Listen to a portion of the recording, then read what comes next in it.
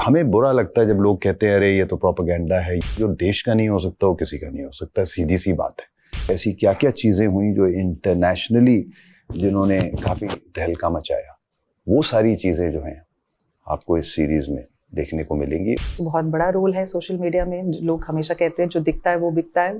लोग ज़्यादातर से वही मानते हैं, जो पहली जो न्यूज़ आती है लोग फटाफट से उसी मान लेते हैं। बाद में जो क्लैरिफिकेशन आती है या रिट्रैक्शन आता है वो तो बाय द वे था, अच्छा ठीक है। इस वाली स्क्रिप्ट को जब मैंने पहली बार पढ़ा था तो मैं थोड़ा सा खुद भी चौंक गया था, क्योंकि ऐसी चीज़ें थी जो मुझे खुद को नहीं पता थी। जो सारी चीज़ की स्ट्रैटेजी बनाते हैं वो भी उतने ही बड़े रियल हीरो होते हैं, मगर उनकी शक्ल कभी सामने नहीं आती है। रणनीति हमारी सीरीज़ है जो 25 तारीख को रिलीज़ हो रही है जियो पे। और ये जो सीरीज़ ऑफ इवेंट्स हुए थे पुलवामा से लेके बालाकोट एंड बियॉन्ड तक, इनके बारे में आपने न्यूज़ पे देखा होगा, आपने पढ़ा होगा, और हम सबको ऐसा लगता होगा कि हमें सब कुछ इसके बारे में पता है। इसके ऊपर कई सीरीज़ और फिल्में भी बनी हैं जो उस इवेंट को दर्शाती हैं, उनको आपने देखा है।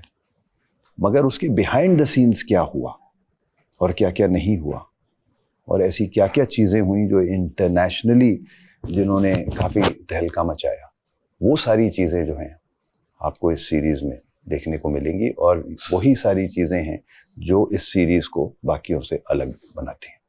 आपके किरदार के बारे में आप बताएं नारायणी जी, मेरा किरदार जो है इसमें आप उसे पावर ब्रोकर बुला सकते हैं या स्पिन डॉक्टर कह सकते हैं। और ज़्यादातर से रणनीति में जो हमारी एक टैग लाइन है कि एक नया रण है, और रण सिर्फ मतलब वॉर जोन में ही नहीं लड़ी जाती है। जो हमारे दर्शकों को दिखाया जाता है, जो दुनिया भर में जो परसेप्शन दिया जाता है, उससे देश का भी बहुत मतलब फ़र्क बनता है। जो हमारे लिए इंडिया एक super power, military super power बनी थी बालाकोट एयर स्ट्राइक के बाद, वो इस वजह से बनी थी क्योंकि दुनिया भर में मतलब वर्ल्ड वाइड जो उन्होंने दिखाया गया, the way India handled that situation, उससे बहुत फ़र्क पड़ा on a world wide stage.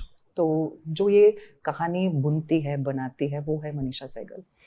उसमें आपके प्रोमो में डिजिटल मीडिया का भी इस्तेमाल आपका दिखाया जा रहा है कि आप ट्रेंड करिए, ये करिए, उर्दू में टाइप कीजिए। जब हम कोई परसेप्शन बनाते हैं, आज सोशल मीडिया का कितना रोल रहता है उसमें? आज तो बहुत बड़ा रोल है सोशल मीडिया में। लोग हमेशा कहते हैं जो दिखता है वो बिकता है, और लोग ज़्यादातर से वही मानते हैं। जो पहली जो न्यूज़ आती है लोग फटाफट से उसी मान लेते हैं। बाद में जो क्लैरिफिकेशन आती है या रिट्रैक्शन आता है वो तो बाय द वे था, अच्छा ठीक है। लेकिन लोग ज़्यादातर से जो पहली बार देखते हैं, जो नज़रिया देखते हैं, वो हमेशा ज़्यादातर से मान लेते हैं। जी भाई, आप एग्जैक्टली क्या प्ले कर रहे हैं इसमें? एक रॉ का एजेंट। रॉ का एजेंट। तो क्या फीलिंग होती है जब आप एज ए एक्टर, जब आप एक स्क्रिप्ट आती है जिसमें देश इन्वॉल्व है, जिसमें मिलिट्री ड्रेस इन्वॉल्व है, क्या तैयारी करनी पड़ती है आपको? इस वाली स्क्रिप्ट को जब मैंने पहली बार पढ़ा था तो मैं थोड़ा सा खुद भी चौंक गया था, क्योंकि ऐसी चीज़ें थी जो मुझे खुद को नहीं पता थी। वो सारे इवेंट्स के पीछे क्या हुआ, और सबसे बड़ी बात यह है कि ये लोग जो पर्दे के पीछे होते हैं, जो सारी चीज़ की स्ट्रैटेजी बनाते हैं, वो भी उतने ही बड़े रियल हीरो होते हैं, मगर उनकी शक्ल कभी सामने नहीं आती है, उनका नाम भी नहीं पता होता। और जैसे ही ये इवेंट्स और ये सारा कुछ ख़त्म हो जाता है, उसके बाद वो क्राउड के अंदर मिक्स हो जाते हैं। आपको पता भी नहीं है कि इस इंसान ने कितनी जानें बचाई, क्या क्या किया, किस तरीके से कुछ गलत होने वाला था उसने उसको चेंज किया, उसने अपने सोल्जर्स को बचाया, उसने कितने एजेंट्स को बचाया, क्या किया, by just being inside the war room, by using his brains. So ऐसे लोग जो इतना कुछ बिहाइंड द सीन्स करते हैं, लेकिन उनके चेहरे, उनके नाम कभी सामने नहीं आते, तो ऑब्वियसली एक बहुत बड़ा चैलेंज है। और दूसरी चीज़ ये होती है कि जब आप किसी सोल्जर का या पुलिस वाले का आप रोल प्ले करते हैं, तो एक रेफरेंस पॉइंट नहीं, बहुत सारे रेफरेंस पॉइंट्स आपके पास होते हैं, लेकिन ऐसे किरदारों के लिए रेफरेंस पॉइंट्स नहीं होते हैं हमारे पास कि कैसा बिहेव करता हो, हमने देखा ही नहीं किसी फिल्म में, हमने देखा ही नहीं। तो वो एक ऐसी चीज़ है जो इस सीरीज़ को बाकियों से अलग करती है, because it talks about behind the scenes क्या क्या हुआ था और ये कौन लोग थे और क्या था। मतलब कॉन्टेस्ट अलग, एक सवाल बहुत अजीब होता है। हमारे देश में किसी ने हमला किया, कोई घटना हुई, हम उसे डिफेंड करने के लिए अपनी पावर दिखा रहे हैं। और हमारे देश में दो तरह के बयान आते हैं, एक सरकारी तरफ से आते हैं, एक विपक्ष की तरफ से आते हैं। विपक्ष हमेशा इस पे सवाल उठाता है, उसके बारे में आपको क्या लगता है, एज ए नागरिक क्या फील आता है कि जब आप अब तो अंदर से नहीं बाब, हमें बुरा लगता है जब लोग कहते हैं अरे ये तो प्रोपेगेंडा है, ये तो ये है वो, हर चीज़ को आप उस तराजू में तोलने लग जाते हैं। ऐसे लोगों के लिए मेरे पास एक ही जवाब है यार, जो देश का नहीं हो सकता वो किसी का नहीं हो सकता, सीधी सी बात है। जहाँ पर देश की बात आए आपको उससे जुड़ना चाहिए, ना कि लोगों को तोड़ना चाहिए। That's what I believe. आपका क्या कहना है इसमें? तो जी, मैं as it is military background से हूँ। मेरे पापा एयरफोर्स में थे, मेरी बहन एयरफोर्स में है, तो मेरे फादर ने ऑलरेडी इस देश के लिए 3 वॉर में हासिल हो चुके हैं। मेरी बहन कारगिल में थी। तो आई थिंक मेरे लिए भी इस स्टोरी को भी चुनना एक स्पेशल चीज़ थी, क्योंकि जब बालाकोट की एयर स्ट्राइक हुई थी तो हम शायद एयरफोर्स के होते हुए हमें थोड़ी सी इनसाइडर इन्फॉर्मेशन ज़्यादा मिली जो सिविलियंस को नहीं मिली। तो जब इस स्टोरी के बारे में संतोष जी जिक्र भी कर रहे थे, बातचीत भी चल रही थी, तो मैंने भी मतलब थोड़ा सा उनको भी थोड़ा सा करेक्ट किया, क्योंकि वहाँ पे बहुत रिसर्च चल रही थी कि नहीं ऐसा हुआ था वैसा। तो ये मेरे लिए आई थिंक मेरी परवरिश ही ऐसी हुई है कि हमारे लिए हमें यही सिखाया गया कि वतन से बढ़कर और कुछ है नहीं। पहले आती है आपकी देश और फिर आएगा आपका फैमिली या जो भी कुछ, वो सिर्फ वो हमेशा नंबर 2 पोजीशन पे रहेगा, बाकी की जो चीज़ें हैं।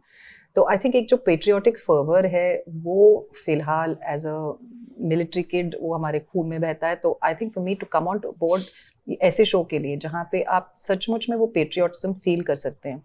जैसे जिमी ने कहा कि लोग तो हमेशा कहेंगे कि नहीं ये कोई प्रोपेगेंडा जैसी चीज़ है, लेकिन हम लोग ऐसे कहते नहीं। जब हम लोग बाकी के हॉलीवुड वाली फिल्म में देखते हैं या कुछ 0 Dark 30 या जो भी है देखते हैं, हम लोग कभी नहीं कहते कि ये प्रोपेगेंडा वाला फिल्म है। तो हमेशा हम इसे हमारे देश की चीज़ पे क्यों अप्लाई करते हैं। और ऐसे इतने सारे कमाल के किस्से हैं, स्टोरीज है, इंसिडेंसेस है हमारे देश के अंदर ही, क्योंकि हम लोग बनाए क्यों नहीं।